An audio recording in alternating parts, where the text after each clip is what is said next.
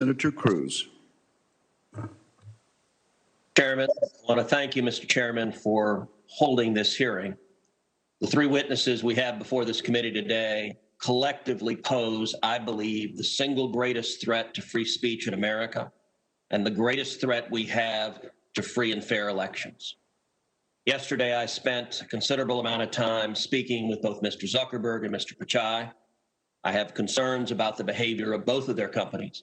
I would note that Facebook is at the minimum at least trying to make some efforts in the direction of defending free speech. I appreciate their doing so. Google, I agree with the concerns that Senator Klobuchar raised. I think Google has more power than any company on the face of the planet. And the antitrust concerns are real. The impact of Google is profound. And I expect we will have continued and ongoing discussions about Google's abuse of that power and its willingness to manipulate search outcomes to influence and change election results. But today, I want to focus my questioning on Mr. Dorsey and on Twitter. Because of the three players before us, I think Twitter's conduct has by far been the most egregious. Mr. Dorsey, does Twitter have the ability to influence elections? No. You don't believe Twitter has any ability to influence elections? No, we are one part of a broad spectrum of communication channels that people have. So you're testifying to this committee right now that Twitter, when it silences people, when it censors people, when it blocks political speech, that has no impact on elections? People have choice of other communication channels with which. Not if they don't hear information. If you don't think you have the power to influence elections, why do you block anything? Well, we have policies that are focused on making sure that more voices on the platform are possible. We see a lot of abuse and harassment, which ends up silencing people and having them leave from the platform. All right, Mr. Dorsey, I find your opening questions, your opening answers absurd on their face. But let's talk about the last 2 weeks in particular. As you know, I have long been concerned about Twitter's pattern of censoring and silencing individual Americans with whom Twitter disagrees. But 2 weeks ago, Twitter, and to a lesser extent, Facebook, crossed a threshold that is fundamental in our country. 2 weeks ago, Twitter made the unilateral decision to censor the New York Post in a series of 2 blockbuster articles, both alleging evidence of corruption against Joe Biden, the first concerning Ukraine, the second concerning communist China. And Twitter made the decision, number one, to prevent users, any user, from sharing those stories. And number two, you went even further and blocked the New York Post from sharing on Twitter its own reporting. Why did Twitter make the decision to censor the New York Post? We had a hack materials policy that we. When was that policy adopted? In 2018, I believe. In 2018, go ahead. What was the policy? So the policy is around limiting the spread of materials that are hacked. We didn't want Twitter to be a distributor for hack materials.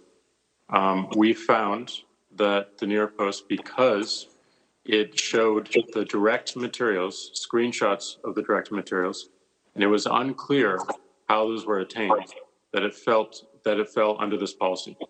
Now, so in your view, if it's unclear the source of a document, and in this instance, the New York Post documented what it said the source was, which it said it was a laptop owned by Hunter Biden that had been turned into a repair store. So they weren't hiding what they claimed to be the source. Is it your position that Twitter, when you can't tell the source, blocks press stories? No, not at all. Our team made a fast decision. The enforcement action, however, of blocking URLs, both in tweets and in DM, in direct messages, we believe was incorrect. And we changed it. Today, right now, the New York Post is still blocked from tweeting 2 weeks later.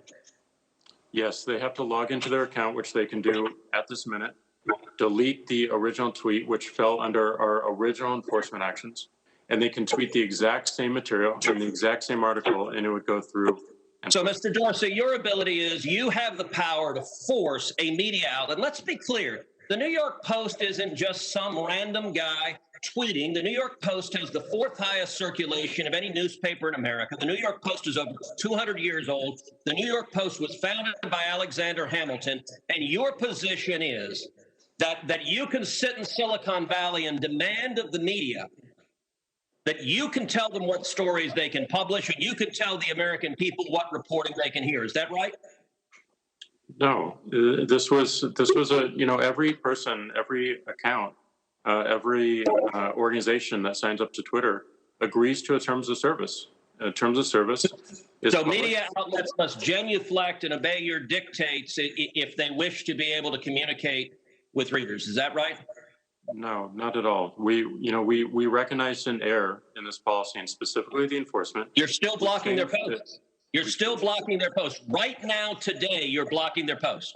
We're not blocking the post. Anyone can tweet. Can the New York Post post on their Twitter account? If they go into their account. No is your answer to that. No, unless they genuflect and agree with your dictates. Let me ask you something. You claimed it was because of a hacked materials policy. I find that facially highly dubious and clearly employed in a deeply partial way. Did Twitter block the distribution of the New York Times' story a few weeks ago that purported to be based on copies of President Trump's tax returns? We didn't find that a violation of our terms of service in this policy in particular, because it was reporting about the material. It wasn't distributing the material. Okay, well, that's actually not true. They posted what they purported to be original source materials, and federal law, federal statute makes it a crime, a federal felony, to distribute someone's tax returns against their knowledge. So that material was based on something that was distributed in violation of federal law, and yet Twitter gleefully allowed people to circulate that. But when the article was critical of Joe Biden, Twitter engaged in rampant censorship and silencing. And again, we recognized errors in that policy. We changed it within 24 hours. This is. But you're still blocking the New York Post. You haven't changed it. We have changed it. They can log into their account, delete the original tweet. You forced a Politico reporter to take down his post about the New York Post as well. Is that correct? Within that 24-hour period, yes. But we, as the policy has changed, anyone can tweet. So Twitter takes the view you can censor the New York Post, you can censor Politico, presumably you can censor the New York Times or any other media outlet. Mr. Dorsey, who the hell elected you and put you in charge of what the media are allowed to report and what the American people are allowed to hear? And why do you persist in behaving as a Democratic super PAC, silencing views to the contrary of your political beliefs? Let's give Mr. Dorsey a few seconds to answer that, and then we'll have to conclude this segment. Well, we're not doing that, and this is why I opened this hearing with calls for more transparency. We realize we need to earn trust more. We realize that more accountability is needed to show our intentions and to show the outcomes. Thank you, Senator. So I hear the concerns and acknowledge them, but we want to fix it with more transparency. Thank you, Senator.